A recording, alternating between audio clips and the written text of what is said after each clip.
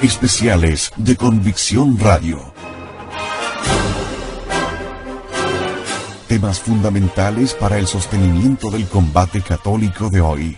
Conferencias, monográficos y entrevistas con contenidos imprescindibles para la comprensión de la realidad. Son un real aporte para la comprensión de muchísimos temas relevantes de la religión. Especiales de Convicción Radio. www.estadveritas.com.ar, un lugar en la web dedicado fielmente a la verdad de la Santa Iglesia. Lo que nos ha reunido aquí, pues es recordar una encíclica que se llamaba La Pascendi y que en septiembre, me parece que el 8 de septiembre, pues hará 100 años que fue publicada.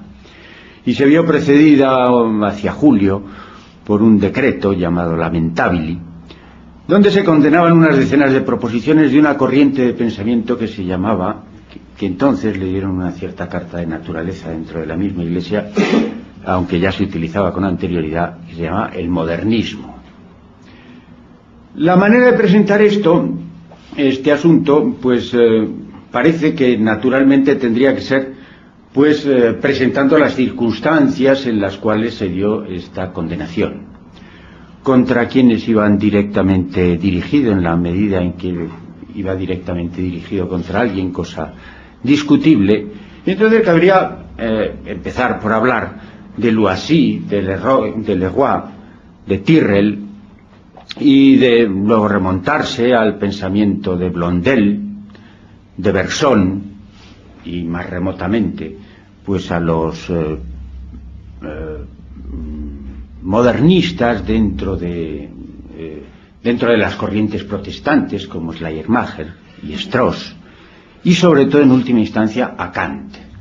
Entonces podríamos empezar con una cosa más o menos pedante, una presentación más o menos pedante e histórica de este asunto, pero yo creo que eso sería en cierto modo hacer el juego a lo que las corrientes modernistas que sobreviven poderosísimamente dentro de la Iglesia actual pues desean.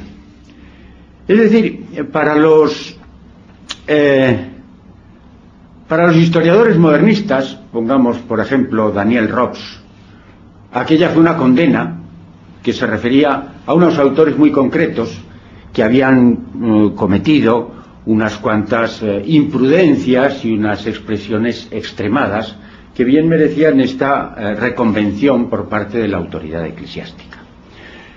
Pero sería poco caritativo y sería injusto tratar de extenderlo más allá de los que sucedió en un momento, sobre todo en Francia, también en Inglaterra y en Italia, en España no, a finales del siglo XIX y principios del XX, final del pontificado de León XIII y comienzos del pontificado de San Pío X.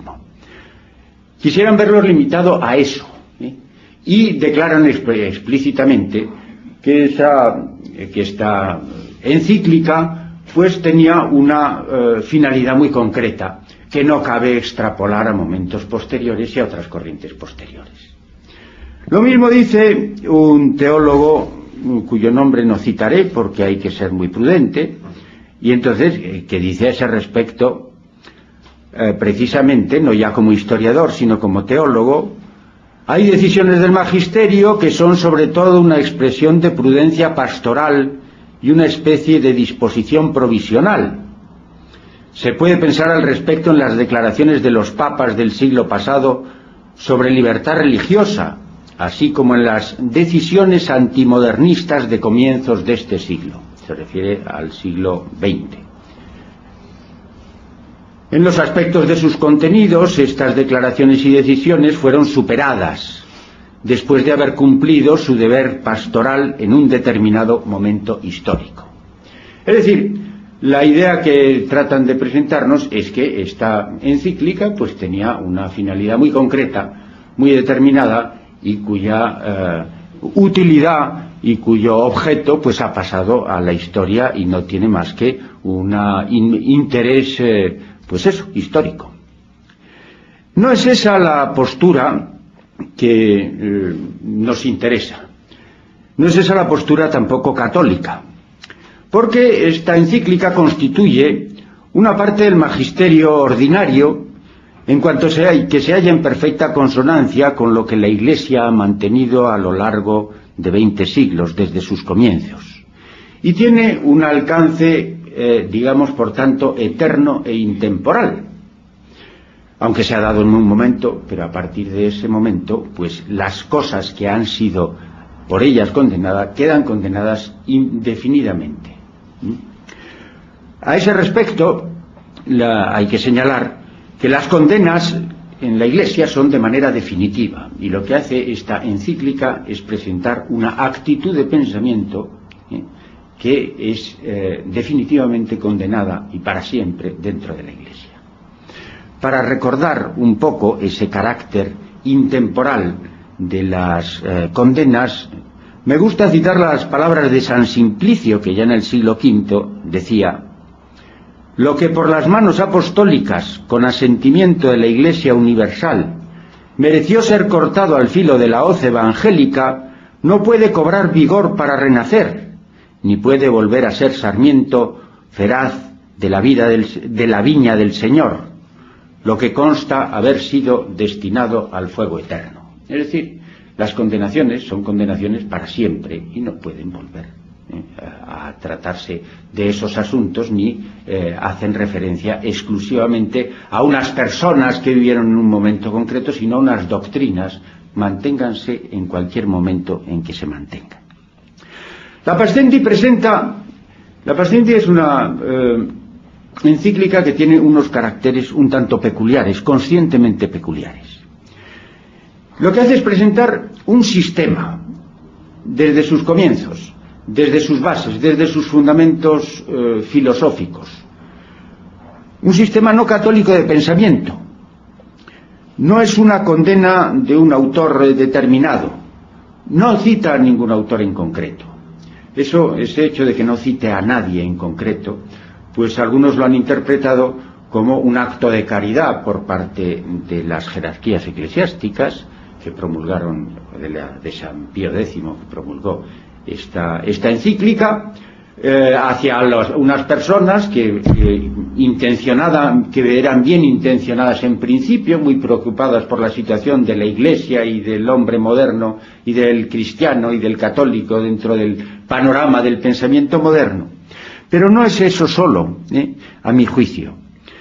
Si mal no entiendo, lo que pretende la encíclica con ello es superar la dificultad de señalar y delimitar esta secta, esta manera de pensar, por medio de unas fórmulas que se condenan. Ya he dicho que la Pascendi fue precedida por el decreto lamentabili, en el cual se condena una serie, 60 y tantas me parece que son, proposiciones, las cuales no se pueden en esa formulación mantener a partir de ese momento. Sin embargo, San Pío X era muy consciente de las dificultades que tiene especialmente esta corriente modernista para ser capturada por medio de unas fórmulas concretas. El modernismo, como luego veremos, tiene la característica de ser por principio multiforme y por tanto de considerarse a sí mismo siempre fuera de las condenaciones. Se mantienen unas condenaciones, se decreta que tales frases no se pueden decir, pero bueno, luego hay muchas maneras de no considerarse sometido, de considerar que no se ha caído bajo las penas o bajo la condenación de que se trata.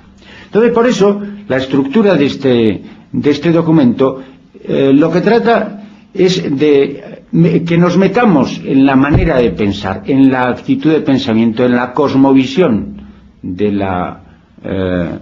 lo que se llama el modernismo, para, una vez interiorizado, una vez entendido eso, poder juzgar acerca de otras muchas posibles fórmulas dentro de la tendencia evolutiva y cambiante que de suyo le corresponde al modernismo, caracteriza al modernismo. Lo que pretende es, en cierto modo, proporcionar al católico, creo yo, una coraza intelectual contra un enemigo que no se declara como tal, contra un enemigo que no tiene ni bandera ni uniforme. Entonces lo que yo voy a hacer, temo que sea una cosa en ocasiones un poco difícil, pero si se sigue nos hará comprender gran cantidad de fenómenos que se dan dentro de la Iglesia, dentro del entorno católico. Lo que voy a tratar es de sintetizar esta forma de pensar, para luego mostrar cómo, de suyo, pues esa forma de pensar se tiene que manifestar de muchas maneras, y tenemos nosotros en cada uno de los casos que saber aplicar ese criterio que hemos interiorizado a lo que en cada uno de los momentos nos presenten, porque no utilizan las mismas fórmulas, no forman una secta, no pretenden separarse de la Iglesia, no pretenden ser un grupo aparte en absoluto, no pretenden enfrentarse nunca, siempre tienen una respuesta y una manera de contestar voluntariamente ambigua. Vamos a ver de dónde sale, cuál es el núcleo de este pensamiento.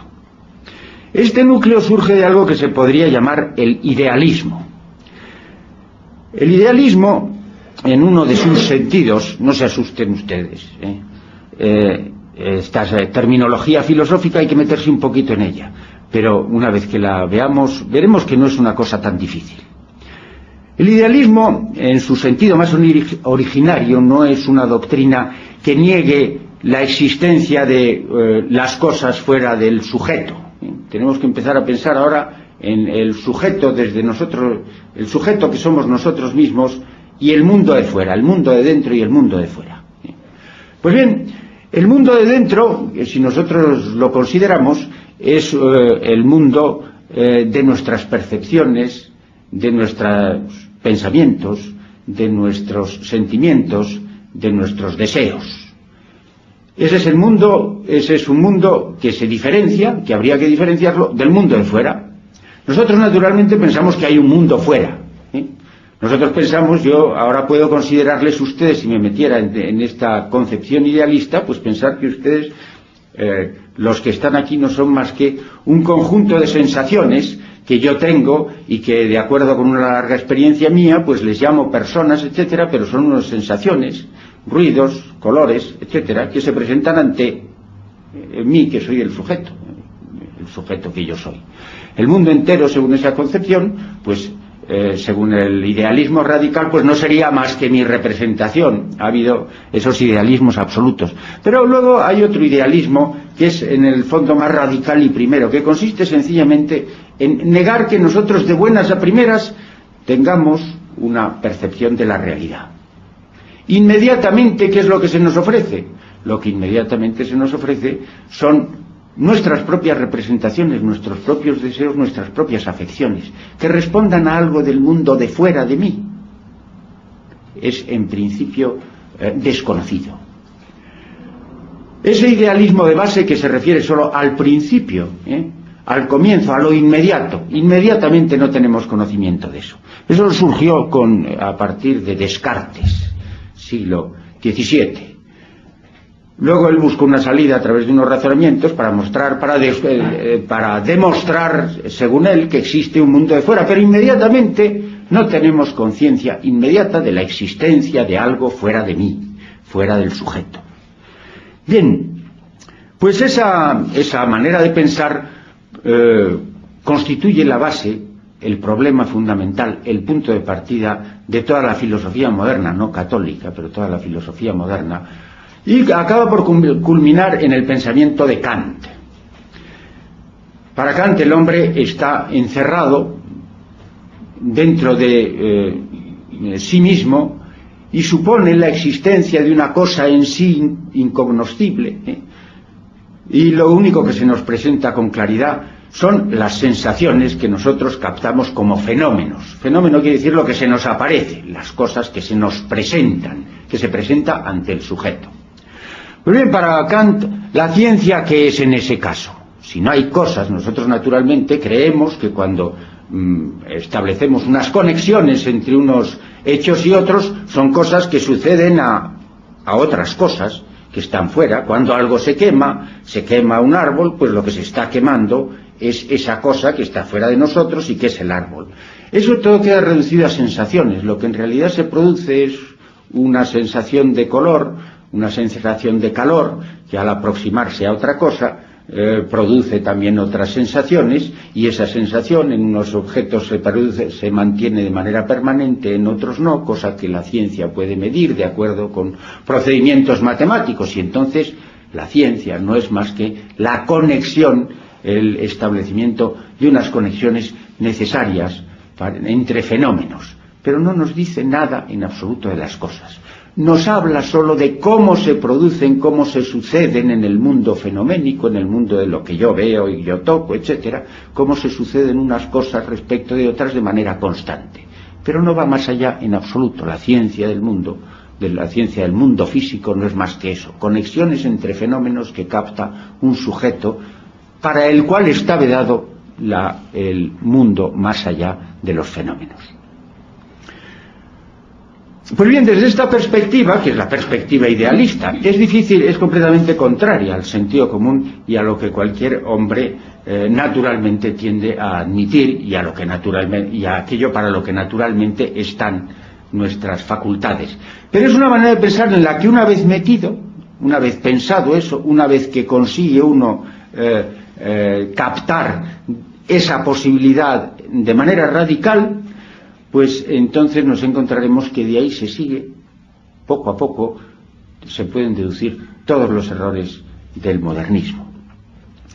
En primer lugar, lo primero que encontramos con eso es que acerca de Dios, acerca del alma, pues no hay conocimiento científico. La ciencia lo que hace es ofrecernos conexiones permanentes, necesarias, universales entre fenómenos, entre acontecimientos sensibles.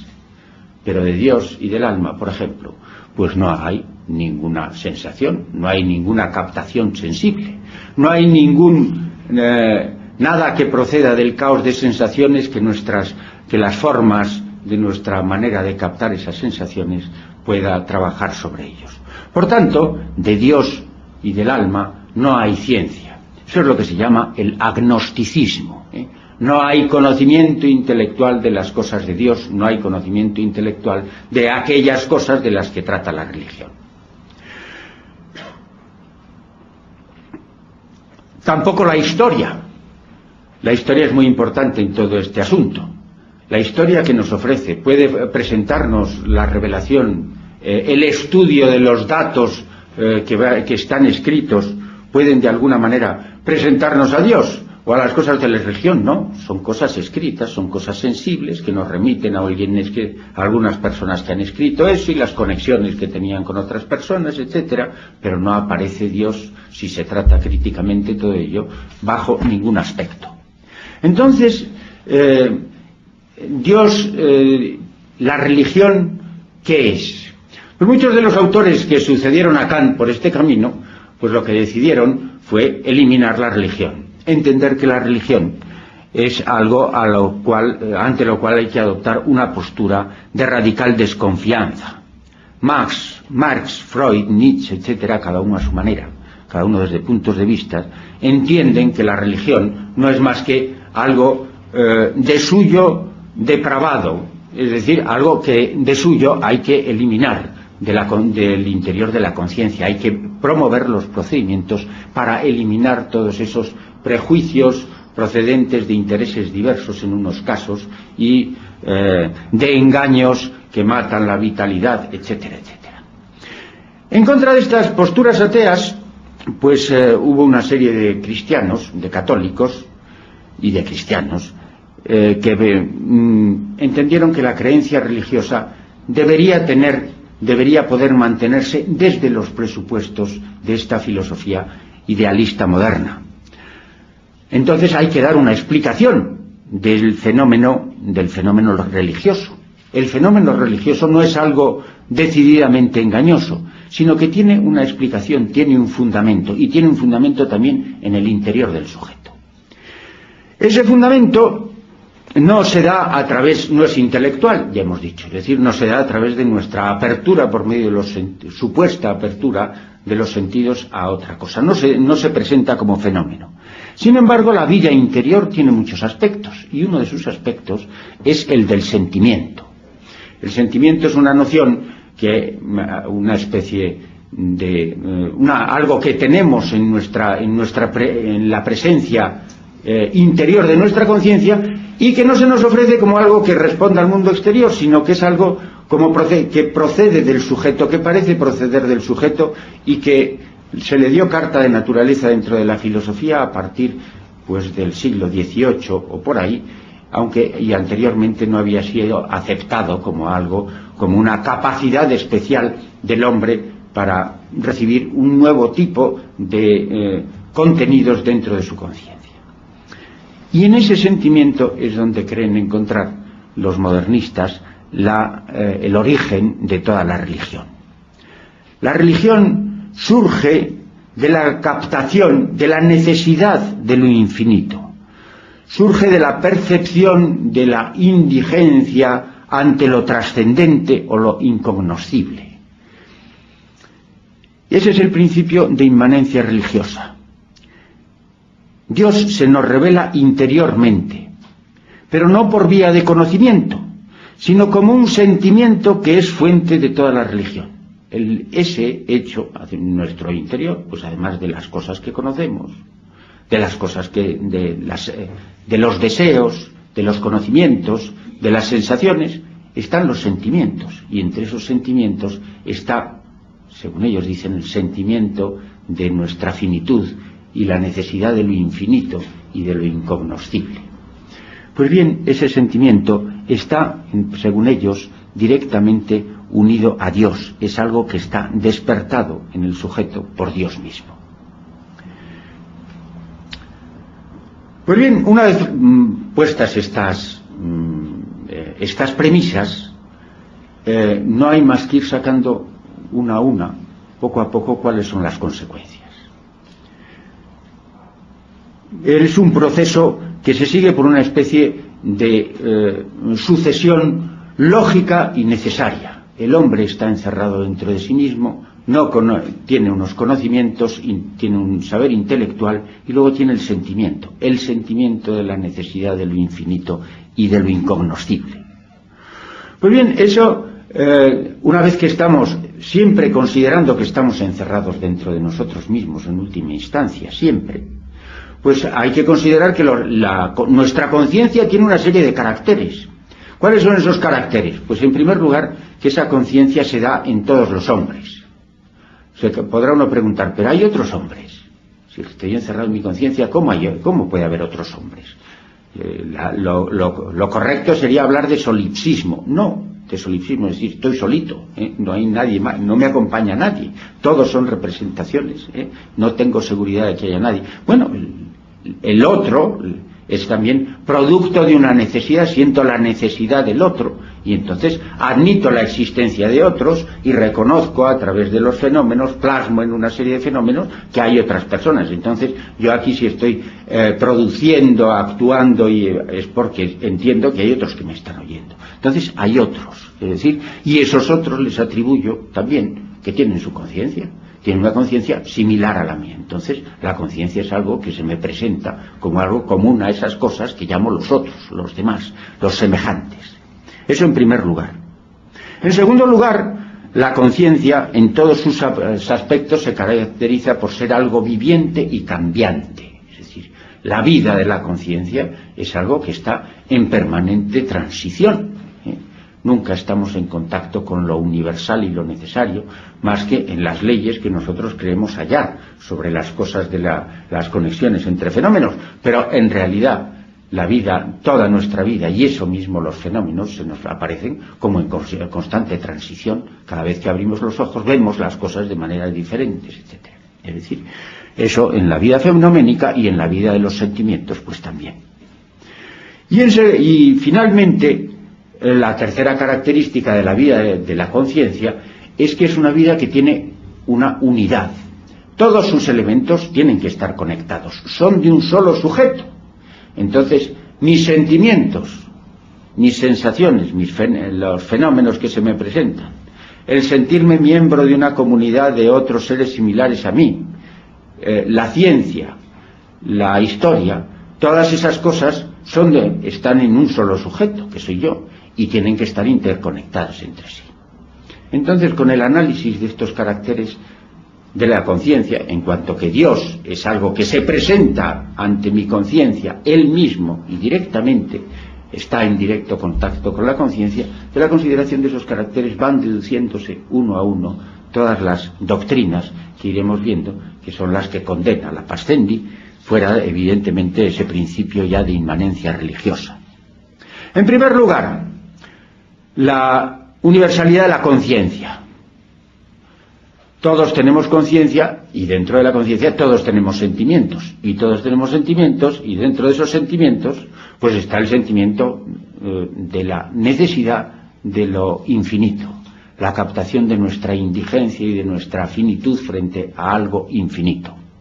Entonces resulta que por naturaleza, todo hombre, eso se da en todos los hombres, todo hombre tiene por su propia naturaleza la vida sobrenatural dentro de sí mismo.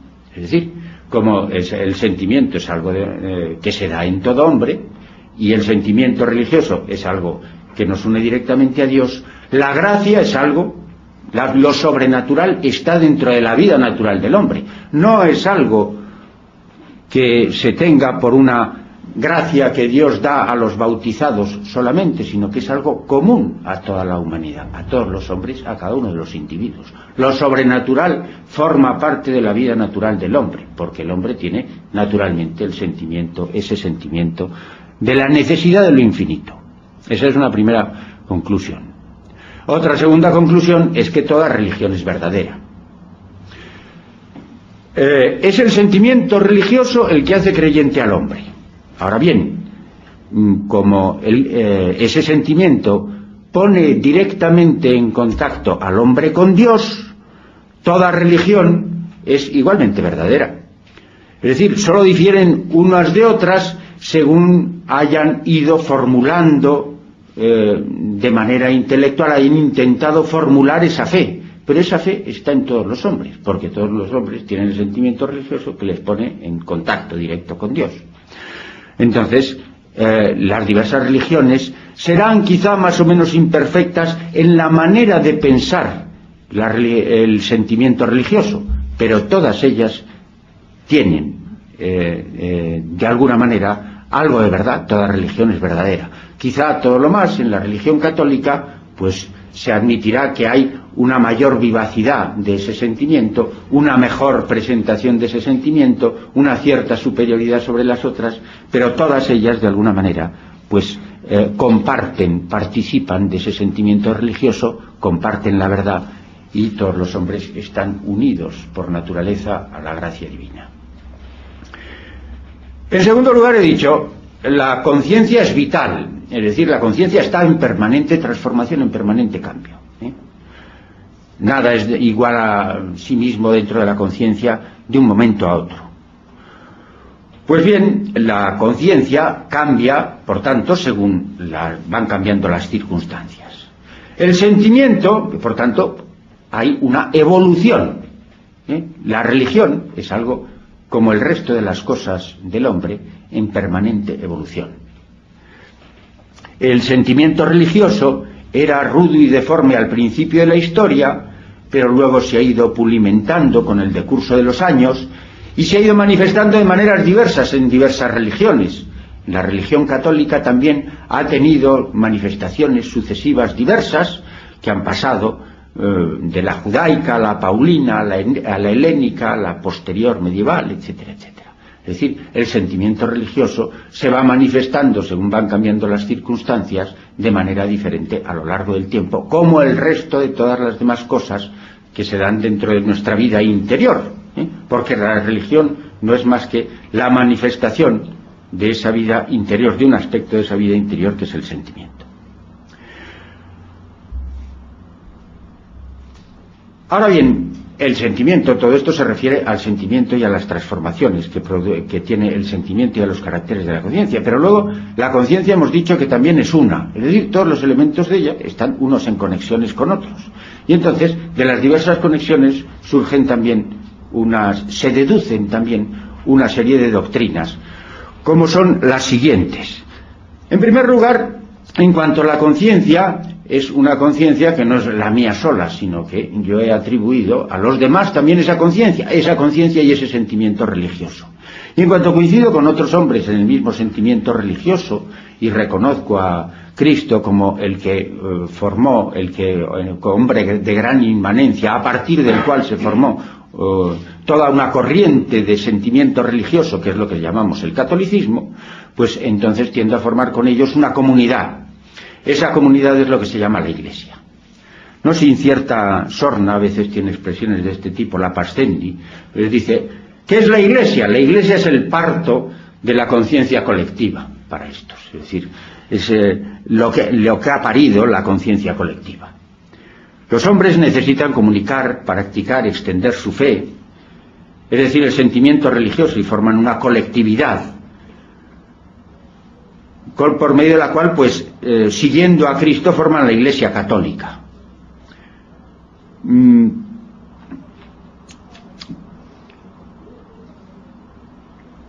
Y entonces todo lo que se da dentro de la Iglesia católica no es en realidad más que la plasmación colectiva del sentimiento religioso. Y así todos los asuntos, todo lo que se refiere a la religión católica se ve tergiversado desde este punto de vista. ¿Qué son los dogmas? Los dogmas no presentan verdades acerca de realidades externas, no presentan verdades que nosotros debemos creer. La verdad no es más que la verdad religiosa no es más que el sentimiento religioso en evolución. Entonces, ¿qué tenemos que hacer? Nosotros lo que tenemos que hacer es pensar nuestro sentimiento religioso. A eso es a lo que llaman pensar la propia fe. Entonces el católico lo que hace es pensar su fe y plasmar eso de acuerdo con la jerarquía y de acuerdo con la comunidad en unas fórmulas. Las fórmulas que expresan en un momento dado ese sentimiento religioso conforme a la comunidad es lo que se llaman los dogmas. Esos dogmas la autoridad los sanciona y los convierte en algo que en un momento dado es obligatorio creer. Ahora bien, esos dogmas, como todo, en cuanto son procedentes del sentimiento religioso, que es algo evolutivo, los dogmas son de suyo mutables, porque no son más que expresión del sentimiento religioso de la comunidad, sancionado por la autoridad eclesiástica.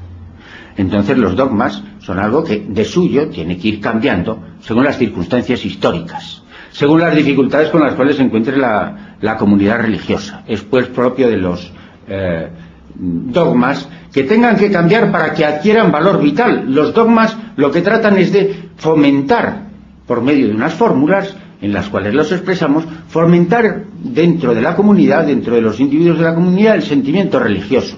Como esos dogmas, pues esas expresiones, esas formulaciones se van haciendo olvidadas, las palabras cambian, las circunstancias cambian, las ciencias cambian, el comportamiento social cambia, también esas fórmulas se vuelven anquilosadas y hay que irlas cambiando y adaptando sucesivamente. Los dogmas son algo evolutivo.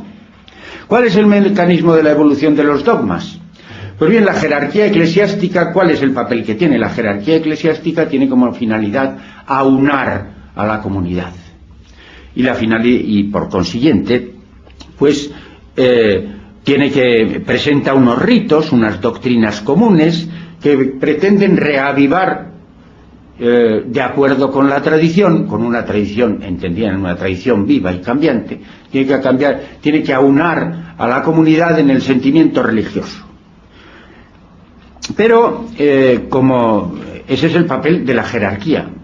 Pero por otro lado, los fieles y los teólogos, más en contacto con el sentimiento y las circunstancias concretas de la vida cambiante en el mundo, pues la tendencia que tienen es a percibir cómo esas fórmulas que la jerarquía se empeña en mantener se van haciendo obsoletas. Y entonces es el papel de los teólogos el ir empujando a la jerarquía en contra, a pesar de sus condenaciones, a pesar de la renuencia que tiene la jerarquía a aceptar novedades, pues ir introduciendo las novedades, nuevas formulaciones, etcétera. Es decir, hay una confrontación necesariamente permanente entre los teólogos y los laicos y la jerarquía. Unos son la fuente del movimiento, otros son la fuente de la permanencia.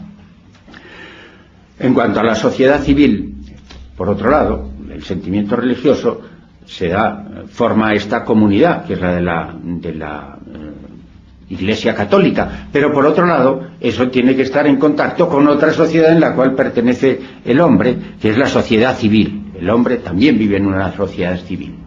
Y en este caso, pues la sociedad civil tiene unos fines diversos que los fines que tiene la sociedad eclesiástica.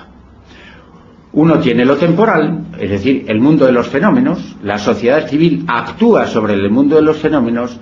La sociedad religiosa a lo que apunta es a los sentimientos, a la viveza de los sentimientos. Entonces tiene indudable prevalencia la sociedad civil sobre la sociedad religiosa. La sociedad religiosa, que es la Iglesia, no tiene en absoluto la capacidad de decir a la sociedad civil lo que tiene que hacer. Es un abuso de autoridad de la Iglesia que ésta pretenda señalar o dar directrices sobre el camino que debe seguir la política.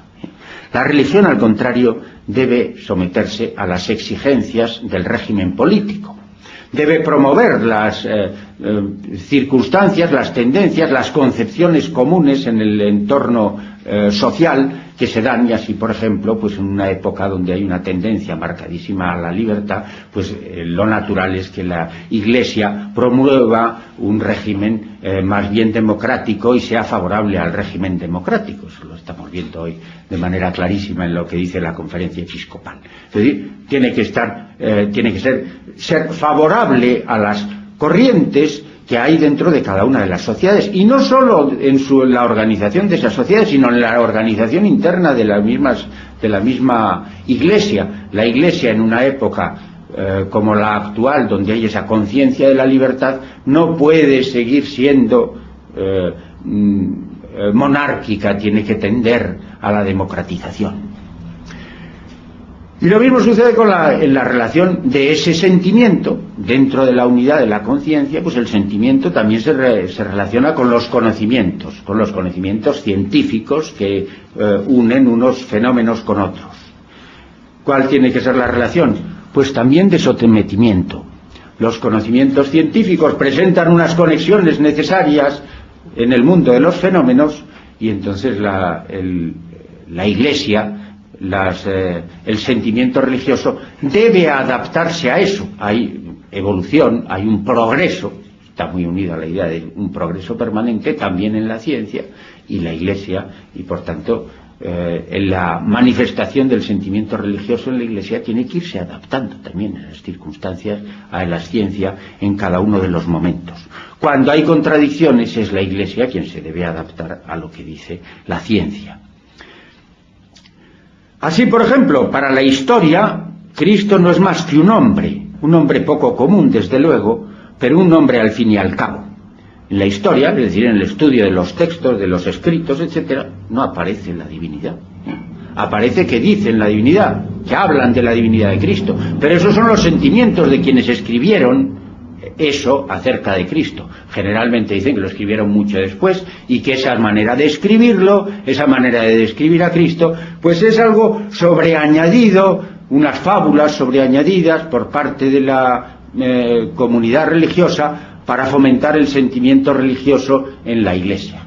Pero no responde a nada real, ni tenía la pretensión de ser una explicación de nada real. Cristo, desde el punto de vista de la ciencia, no es Dios. Y entonces, ¿qué hay que admitir?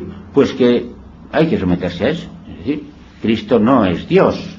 Cristo lo que es un ser, es un hombre de una extraordinaria inmanencia religiosa, un poderosísimo sentimiento religioso, que fue el mismo poco a poco a lo largo del tiempo creyéndose Dios, convirtiéndose en Dios hasta el final del tiempo, de sus días.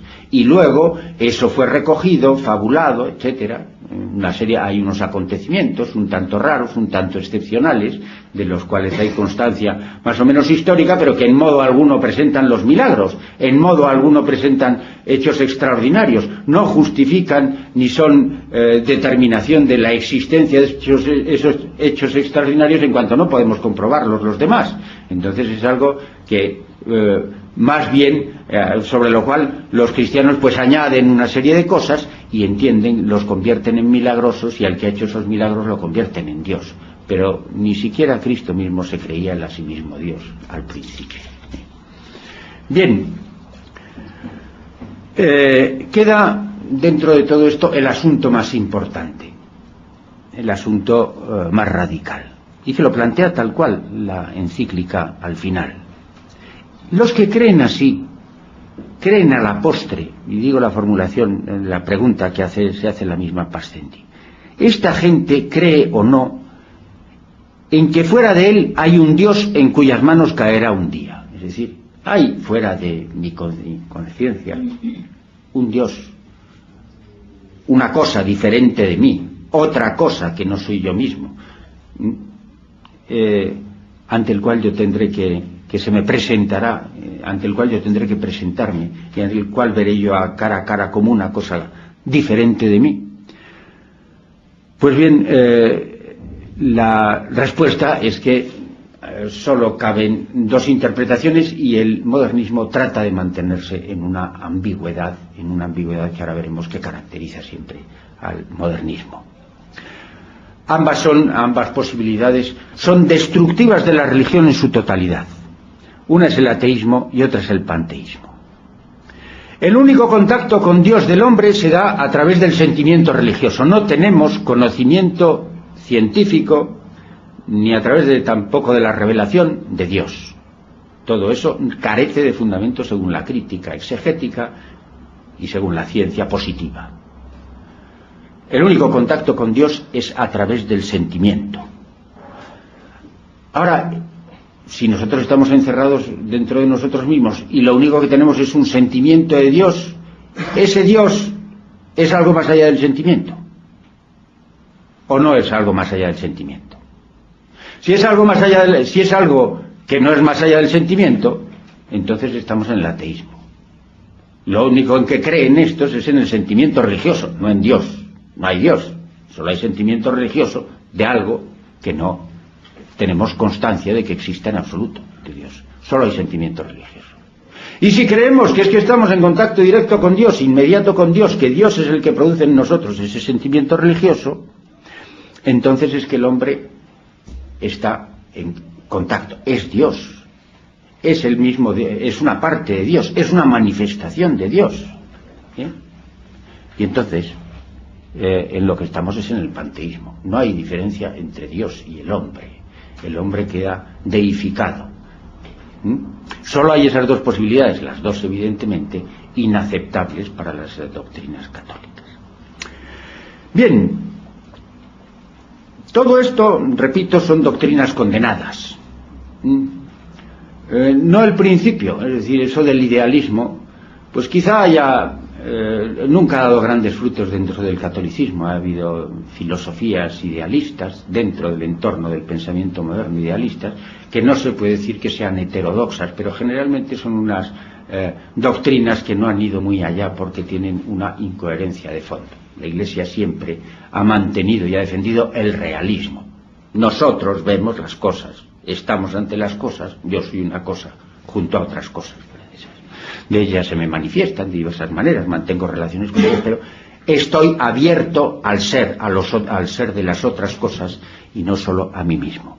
Pero bueno, el idealismo no se puede decir que esté en sí mismo condenado. Pero todas las otras cosas que he dicho, la encíclica los presenta como condenadas y cita en cada uno de los casos al Concilio de Trento, al Vaticano II, a la Quanta Cura, al Sílabus, etcétera, para mostrar que cada una de esas cosas está condenada por la Iglesia. No es una condenación nueva, es una condenación que viene de muy lejos, cada una de esas cosas, aunque esto es una especie de compendio de todas ellas.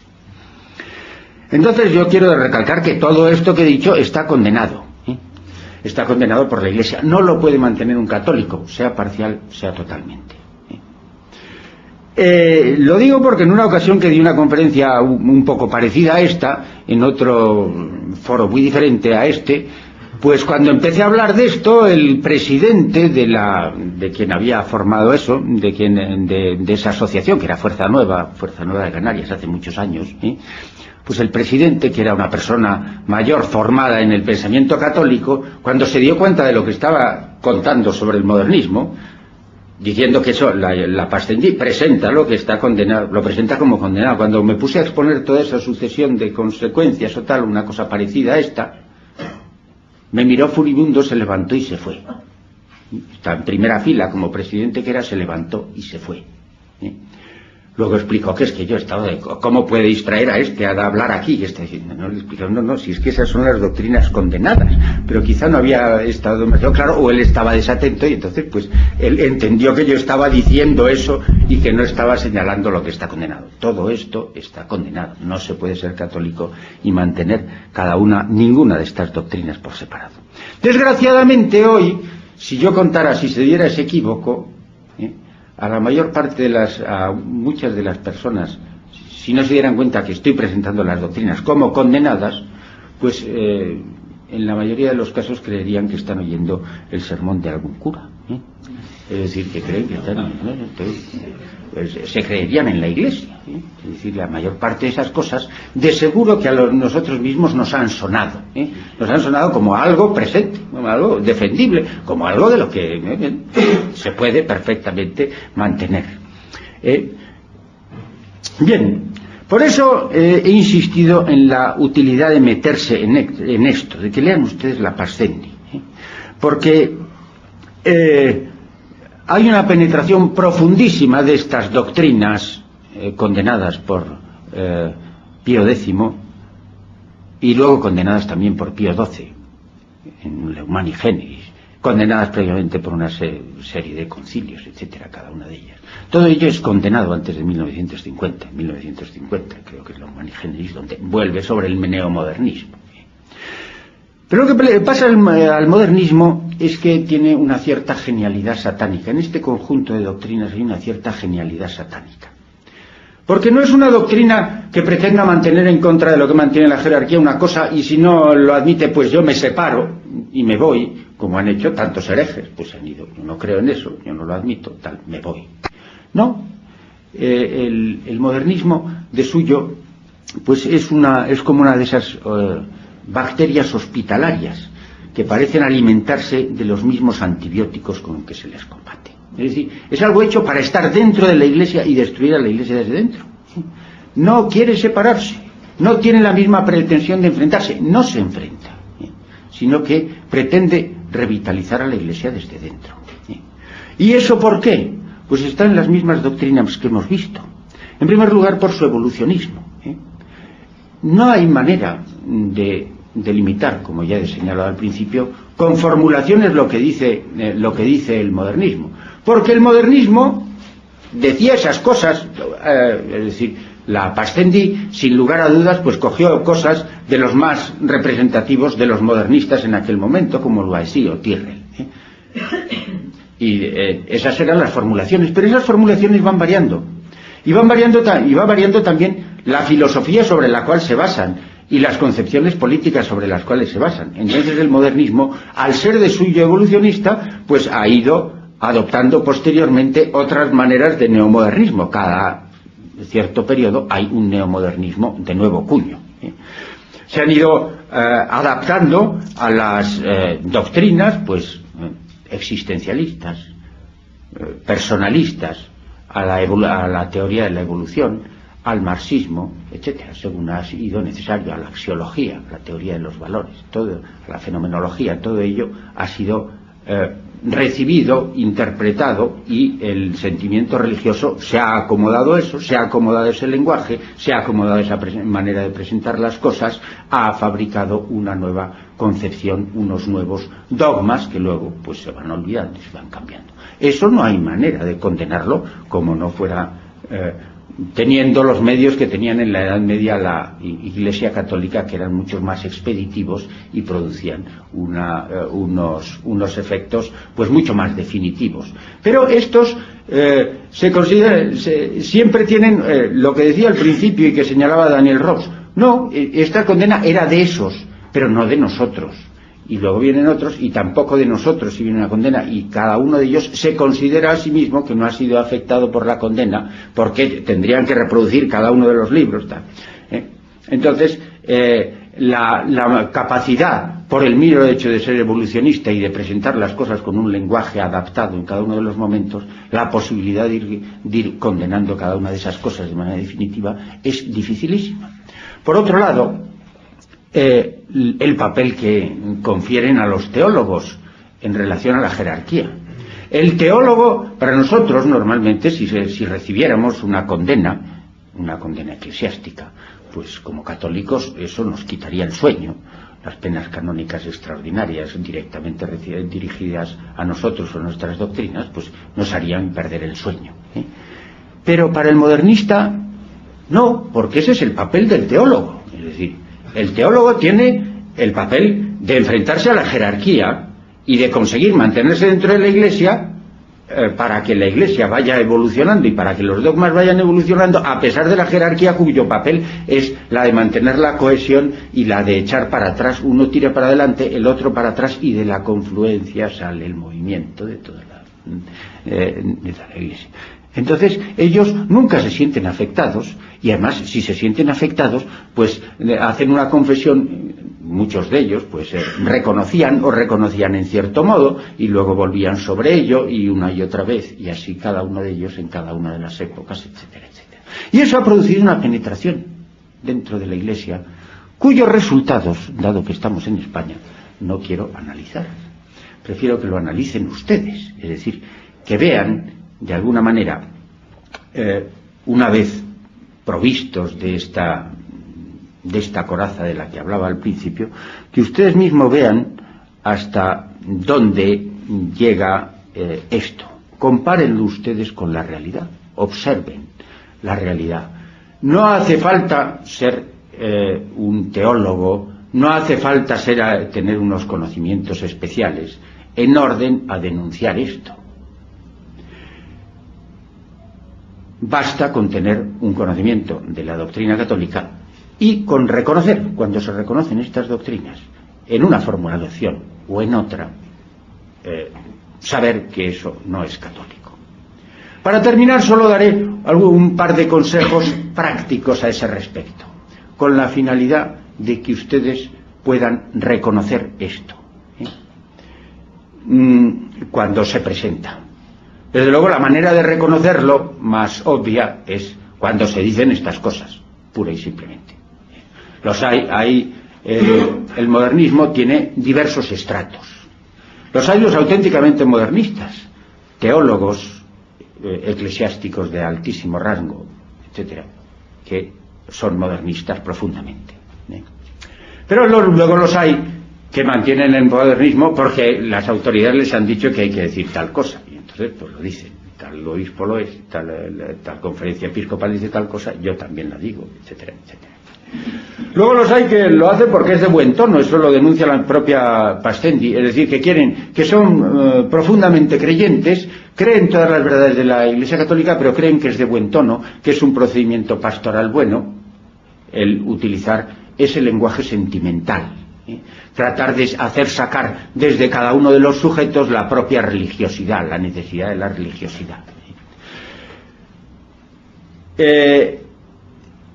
Se da todo ello según unos grados diversos, pero cuando encontramos hay determinadas características que nos pueden permitir dilucidar, caracterizar al que nos está hablando como modernista.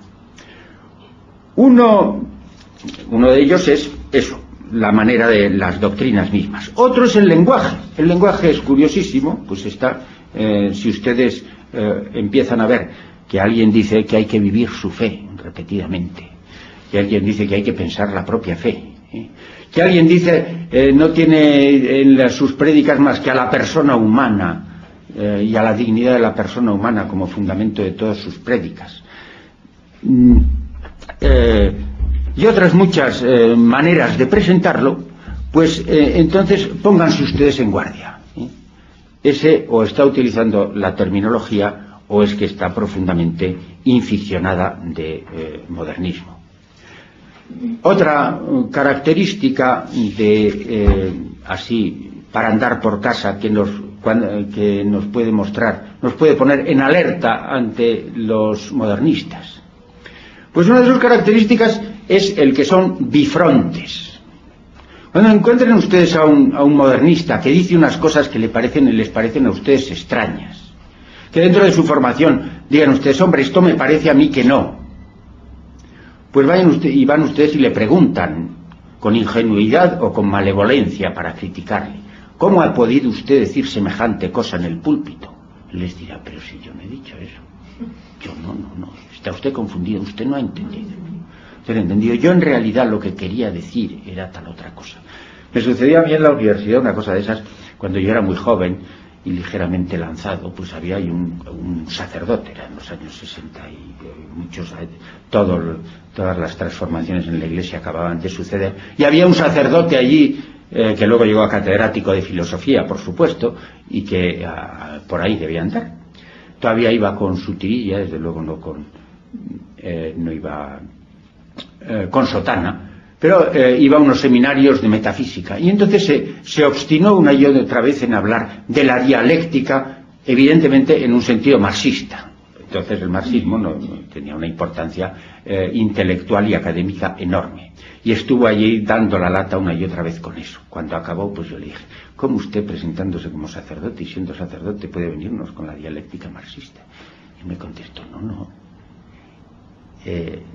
La dialéctica es algo que utilizaba ya Aristóteles y que utilizaban ya los escolásticos, es el arte de dialogar. Y luego cuando se enteró de que yo era hijo de mi padre y así, bueno, pues acabó hablándome del rosario y de la Fátima y de cosas, me llevó a mi casa, ¿no? Eso lo presenta la misma encíclica, presenta ese carácter de que son bifrontes, es decir, una cosa es hablar como científicos y entonces no citan ni a los concilios ni a nada. Cuando hablan ni hablan de Cristo como Dios ni nada por el estilo. Hablan como científicos, como exegetas, etcétera. Ahí no aparece nada de la religión ni de la creencia. Lo mismo como filósofos. Pero luego se suben al púlpito y se ponen a citar concilios, y se ponen a citar a los santos padres, y se ponen a citar a los santos con gran admiración. No les importa nada, tienen esa doble cara, porque es que la subjetividad humana tiene esos dos aspectos. Una cosa es el científico y otra cosa es el que tiene el sentimiento religioso.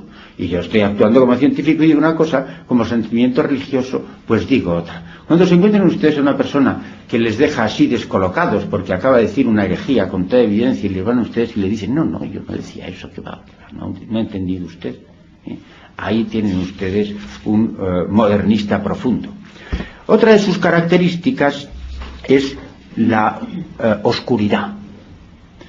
Ustedes que tienen sin duda una buena formación católica, cuando oigan ustedes en un púlpito o en una conferencia o en cualquier circunstancia a unos sacerdotes o a unos teólogos de los cuales no entienden ni papa, ahí hay probablemente un modernista. Un ejemplo, por poner un ejemplo que se une directamente con lo más profundo de esto, ahí ya acabo. Aquí un texto de un teólogo importantísimo e influyentísimo, el más citado de todos en las discusiones del concilio, decía lo siguiente: si Dios mismo es hombre y lo es por toda la eternidad, si por eso toda teología es eternamente antropología, si está vedado al hombre tenerse en poco, pues entonces tendría en poco a Dios. Y si ese Dios sigue siendo un misterio insuprimible, entonces el hombre es por toda la eternidad el misterio expresado de Dios, que participa toda la eternidad del misterio de su fundamento. ¿Lo entienden ustedes? Bueno, no es más que la presentación de ese panteísmo. No es más que la presentación de ese panteísmo, pero cuando yo tenía una alumna que le explicaba lógica, y que era andaluza, y se ponía en primera fila, muy atenta, y cuando me volvía a la pizarra y me ponía a escribir, pues yo oía que se volvía a su compañero y dice, ¿pero qué hice? ¿Qué dice? No entendía nada, la pobre. Y entonces, pues, pero era muy simpática, y le preguntaba, ¿qué hice? Bueno, pues cuando se queda uno así, teniendo una formación mediana, ahí tienen ustedes probablemente un progresista, a un modernista. Finalmente, cuando se encuentren ustedes con alguien que les dice, ante cualquier problema de esos, oiga, yo es que creo que tal cosa, y empieza a decirles, no es tan sencillo. Las cosas son mucho más complicadas. Pero no puede explicársela a usted porque es que usted no tiene formación para eso. Hay que ser un teólogo, hay que tener una... Tiene usted que haber estudiado la exégesis, tiene usted que haber estudiado no sé qué. Bueno, la Iglesia siempre supo explicarse muy bien. La Iglesia, hombre, no todo es fácil ni remotamente, pero las cosas más elementales. No, pero cuando sobre cosas de preocupación de la vida cotidiana, cosas morales o cosas teológicas mínimas sobre la salvación, dice, no, mire usted, eso lo que pasa es que no lo puede entender.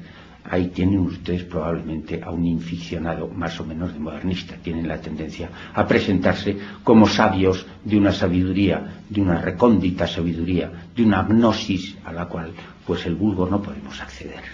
Bueno, pues eso es todo.